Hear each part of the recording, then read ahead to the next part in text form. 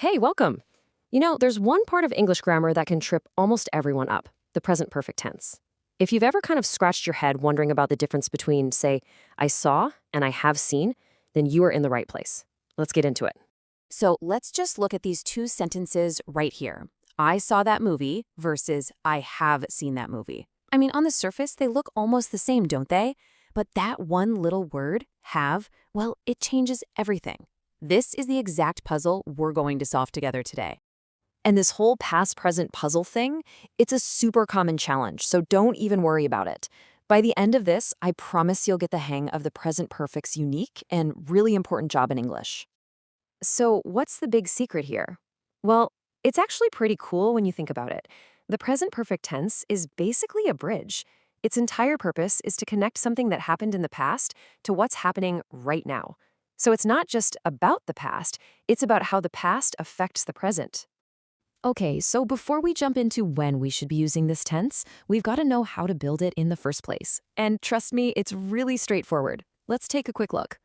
The formula is way simpler than you might think. Seriously, you just take your subject, I, you, he, she, then you pop in the right form of to have, so that's either have or has. And then you just follow it with the past participle of the main verb. So go becomes gone, see becomes seen. See? That's it.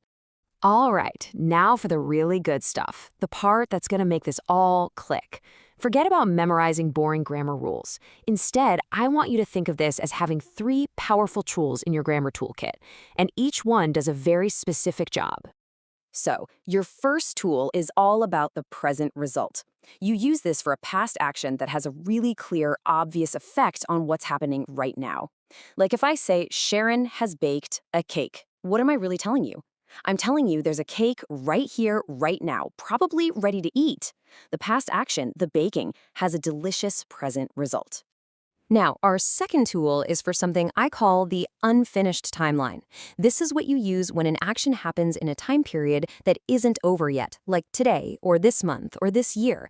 If I say, I've been to the cinema 4 times this week, that implies the week's not done. I might even go again.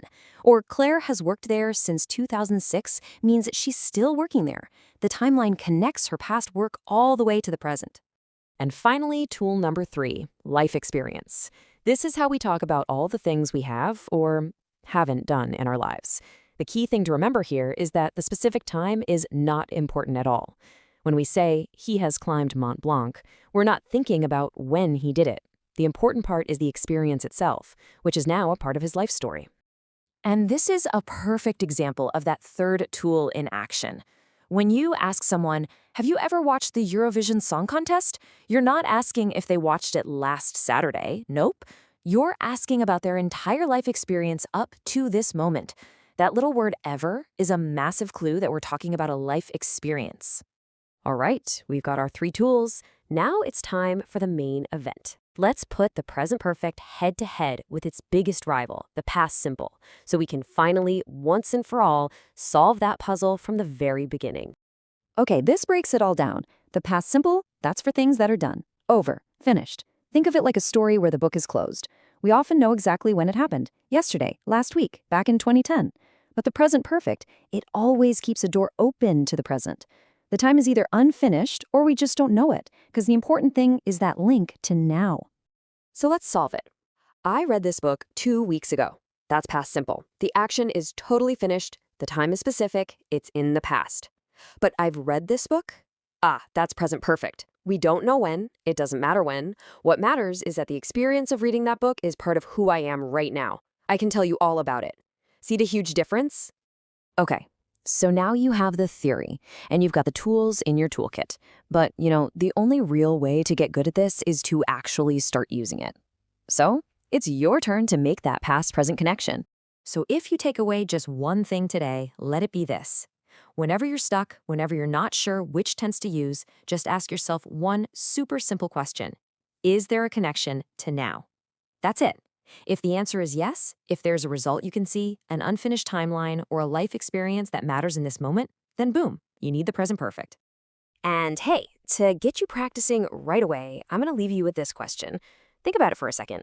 What is one interesting thing you have done this week? Remember, the week isn't over yet, right? So it's the perfect chance to put your new tool to work.